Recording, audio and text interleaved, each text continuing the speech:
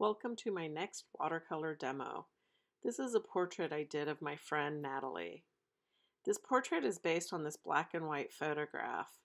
I love the expression on her face, but the background is confusing and I did not care for the way she is pointing up towards the sculpture of the bicycle behind her. For this portrait, I chose to make it just about Nathalie, and I omitted that background and I omitted her arm. I have a lot of color photos of Nathalie, so I knew I could get the accuracy of her skin tones. I was left free to make up the colors of the rest. So here I am starting, and I am starting with the dress. I have a vague memory of Nathalie wearing a pale yellow dress like this, but I don't know if I made that memory up. But I decided I'm painting her against a light blue summer sky. So I like the idea of having a complementary yellow color in here. So I just chose to go with yellow. It also will complement her dark skin tones. As I wait for the yellow of the dress to dry, I'm going in and painting the blue sky behind her. I'm painting with water first because I want to get a nice soft blue, kind of a baby blue behind her. So I'm dropping in water first and then I will paint wet into wet. The blue I'm choosing is a Manganese Blue Hue. It's a little bit granulating, but I didn't mind that. I thought that would add a little bit of interest to the background, which I am just keeping the blue of the sky.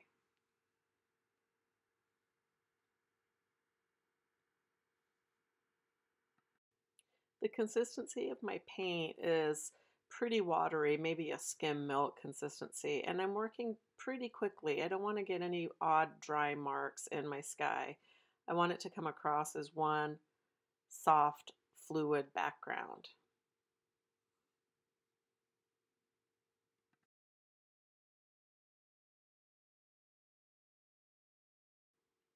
At this point, the yellow dress is dry, so I'm not concerned about the blue and the yellow bleeding together as I paint the sky up against her dress.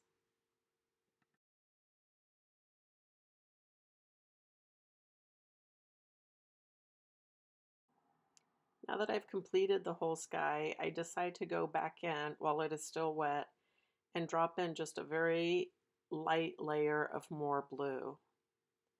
I know that this will lighten up considerably as it dries, and I don't want to have to keep coming in and doing more layers.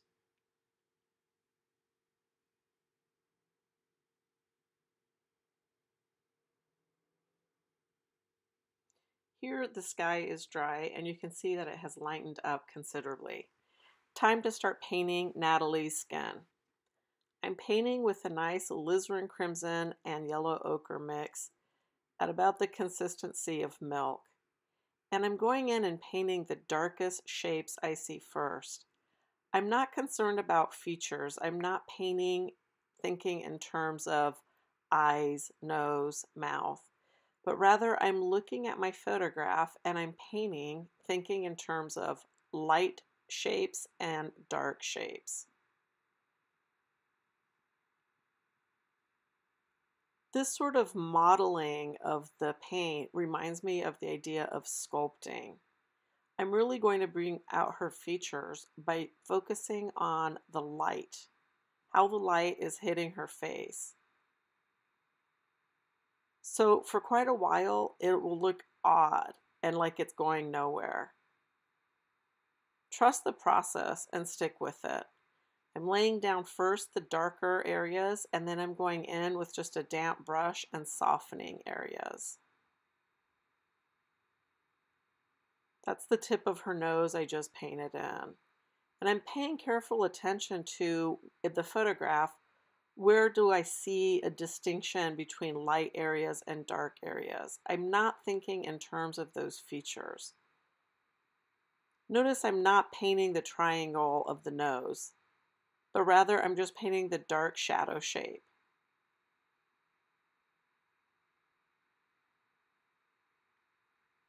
Every once in a while, I go in and lighten up those edges. That softening of edges is important on a face. There, I'm starting to distinguish where her nose casts a little bit of a shadow underneath itself. That's the shadow that is under the lips. You can start to see a face is emerging. The idea of a face is emerging. If you can discipline yourself to focus on lights and darks, the features will magically appear. If instead you're painting features, it'll look cartoony and flat. Here I'm painting the darkest skin tones, where there's a little bit of a shadow cast, specifically right where the skin meets up with the dress. This will be sort of rough because I know her hair is going to cover a lot of this area. Her hair is really dark, and that's going to be the last thing I paint, so I just have to trust that even though it's going to look odd for a while, I'll get there. You can see me dropping in a little bit of blue for the shadow areas. In this case, it is French Ultramarine blue.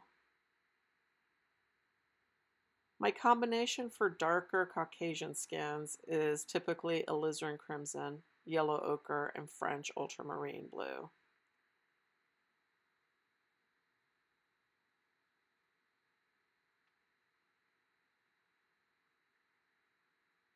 Again, adding a little bit of blue just underneath her chin to show the shadow that chins cast on necks and throats.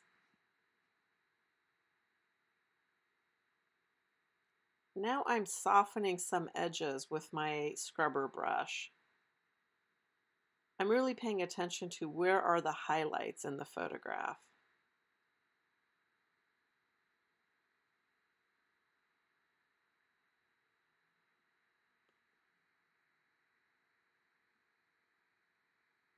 Things are still a little bit damp, and it's a perfect time to drop in some darker pigment.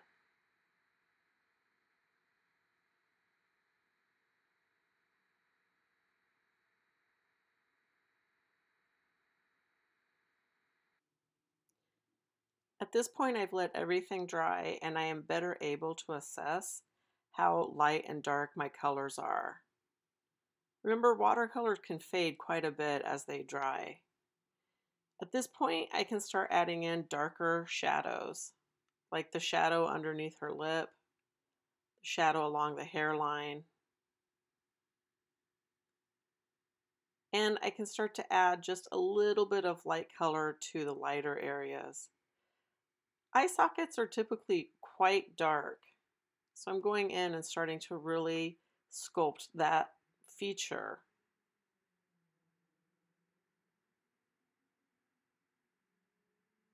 I'm emphasizing the shadow that's cast by her high cheekbones and the shadow cast by her nose. Notice that I painted originally right over the whites of her eyes. It's not a good idea to leave that as the white of the paper. So the whites of the eyes are painted with a really light, watery version of your skin tones. That might seem odd at first, but as you build up the color around it, and eventually we paint in the iris, the eyelashes, and the eyebrows, you'll see that it looks much more natural. The white of the paper is just too white. Our eyes are not really that white.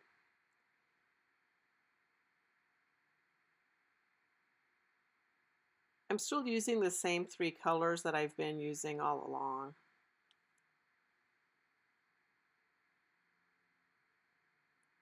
I decided it's time to start adding some darks. That'll give me a better way to assess if my skin tones are accurate.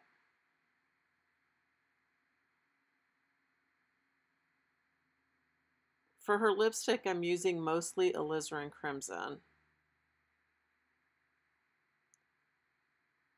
It has color harmony since it's already in the skin tone pigments that I've used.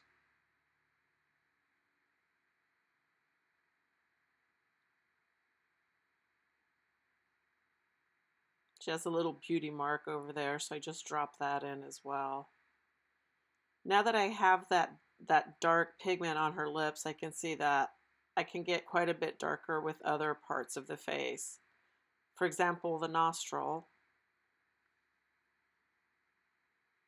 I never use blacks or grays or blues for nostrils. It looks very dead. So try to use a burnt sienna or a dark combination. I use Alizarin Crimson here with a little bit of burnt sienna. And for her eyes, which are really quite dark, I am also using French Ultramarine Blue and burnt sienna. For a while, I'm going to have this sort of zombie look on her as I work up to the details. Hold off to put in all of these dark colors if you can. Holding off until you have your skin tones really close to what you want will help you avoid having to clean things up later.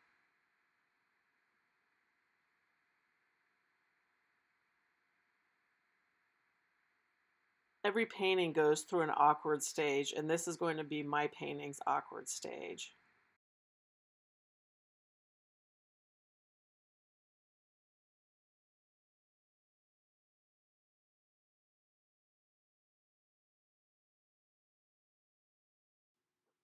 Even though in photographs things can appear black, I really want to caution you against using just black, especially in the face for features. These really dark areas, her eyes, her irises, and her eyebrows, and then later we'll get to her makeup. I'm definitely not using anything as black or neutral tint or indigo. These are typically I use burnt sienna with French ultramarine. Depending on your mix of one color to the next and how watery it is, you can get some really lovely dark mixes. Already she's starting to look less like a zombie just by putting in these details. Again, these details are the very last things I put in. I would not want to rush to put these in, although they're super fun when you get to this stage. But if I did this early on and then realized I had to darken the skin around her, it could become a real mess.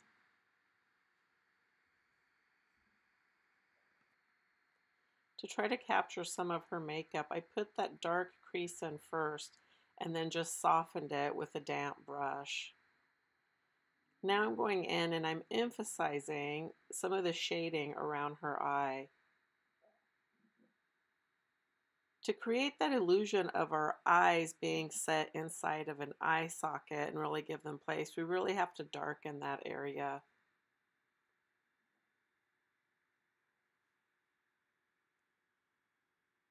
What I'm not going to do is start counting eyelashes and painting down to that degree of detail. It's hard to keep it looking realistic when you do that. It can easily start looking a little bit like a Bambi portrait.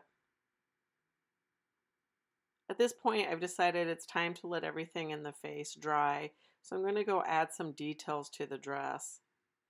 I'm making these up. I have a vague memory of a dress that Nathalie has, but it may not be like this at all.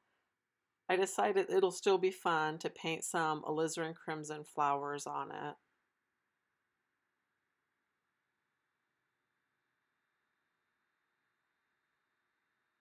With that sky in the background and the type of dress she's wearing, it just has a summery feel to me. And I thought it would be fun to add flowers to add to that feeling.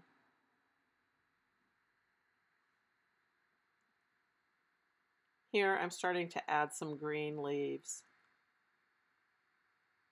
I don't want to overdo it. I just want to do the suggestion of these details. But the portrait is definitely about her and not the dress she's wearing.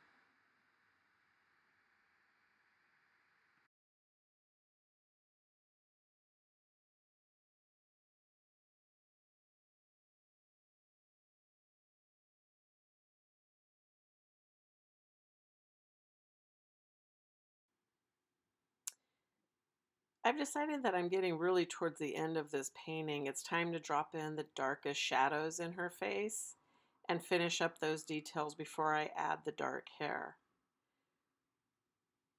The pigment I'm putting in now might be alarming to some of you. It seems so dark, but I know that her dark hair is going to make that face look much paler. And I'd rather get some of these dark shadows put in now rather than trying to maneuver around the dark hair later. I'm using the same colors I have been using for her complexion, just now they are at a slightly thicker consistency. I'm studying the photograph more than I'm looking at my painting at this stage. I'm really trying to understand how the light wraps around her face, where shadows might have hard edges and where they have soft edges.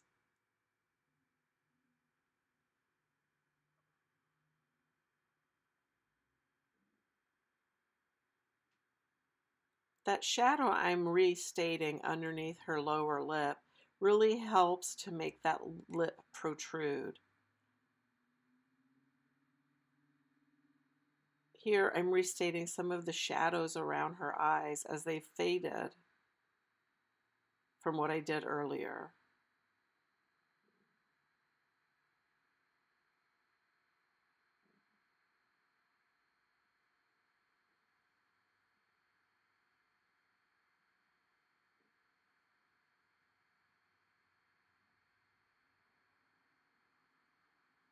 I'm restating that the upper lip is slightly darker than the lower lip. The lower lip has a little bit of a highlight on it. Putting in the last few touches on the dress. And now turning my attention to the eyes, which I think are always the funnest part of a face. I also kept a white highlight in her iris, even though her eyes are very dark and there's no highlight in the photograph. Cameras do not capture as many details as we think they capture, and it's important to make eyes look more lively with a highlight. So I put those in there whether the photo has them or not.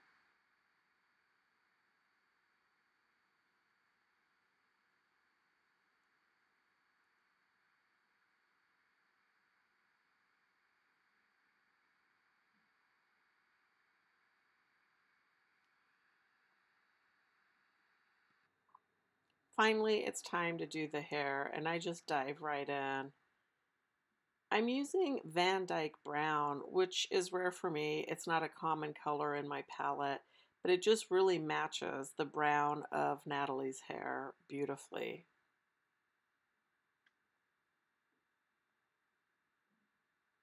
Already you can see how by putting such a dark color next to her skin is already starting to look lighter.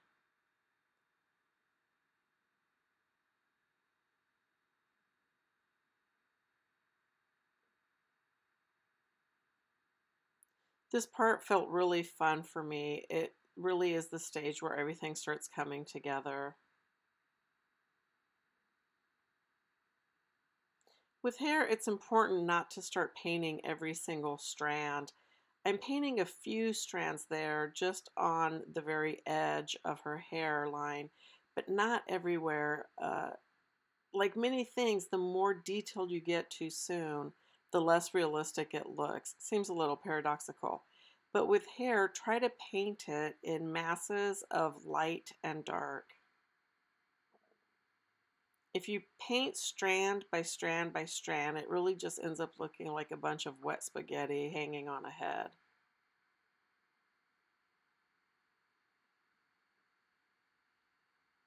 Van Dyck Brown is a lovely shade of brown and it has a little bit of granulation to it, which adds some nice texture.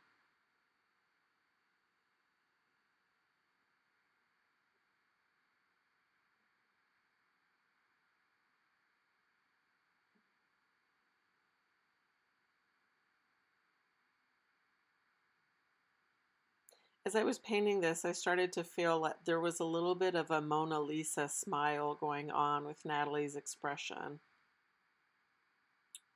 The other side of her hair is more sunstruck, so I water down my mixture.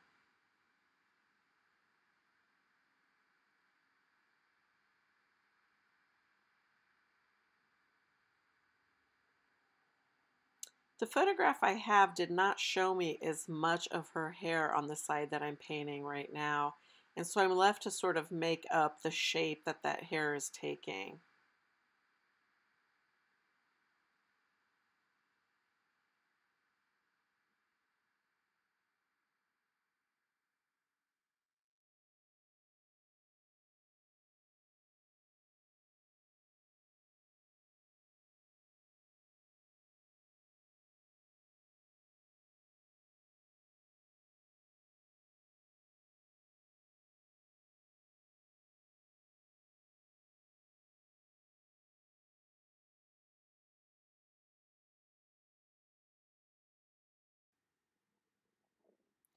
I got a smaller brush and I'm thinning out some of the ends of her hair.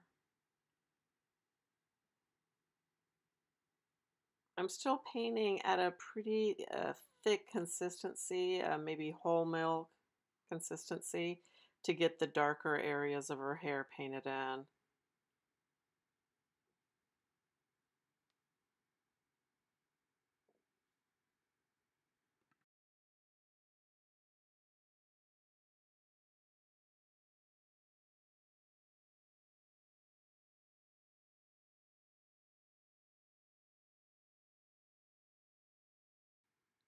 I've let everything dry and now I'm come back to assess where I'm at the next day. One thing I do is I soften up the hairline where the hair meets the skin. If you leave a really hard edge there, it tends to look like a wig. It's rather unnatural looking. And this is just a matter of dampening a brush and softening up that edge. I'm not adding any paint to it. I'm just softening up the color that's already there. Creates a much more natural transition.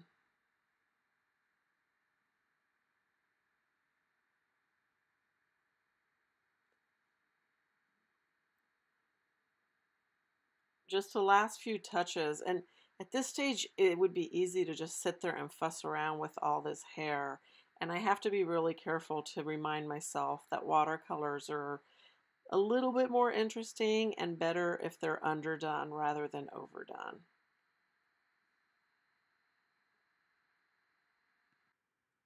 Now I assess what are the last few details I need to do, and I decide I need to darken the corner of this eye.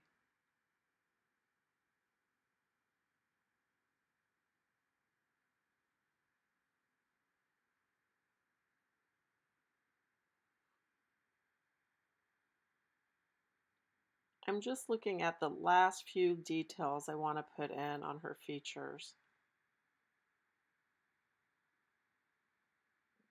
The separation between the two lips needs to be darkened a little bit.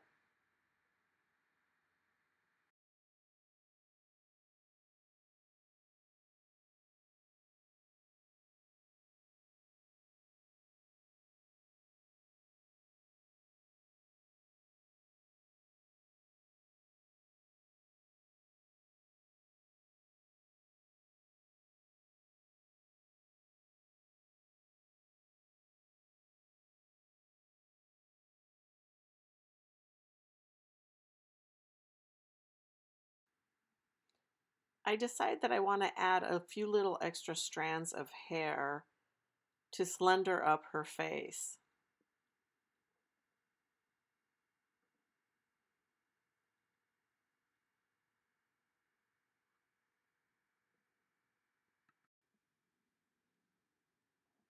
After these last few marks, I decide that's it. I've captured Nathalie, and it's a painting I really enjoyed doing. I hope you enjoyed this demo.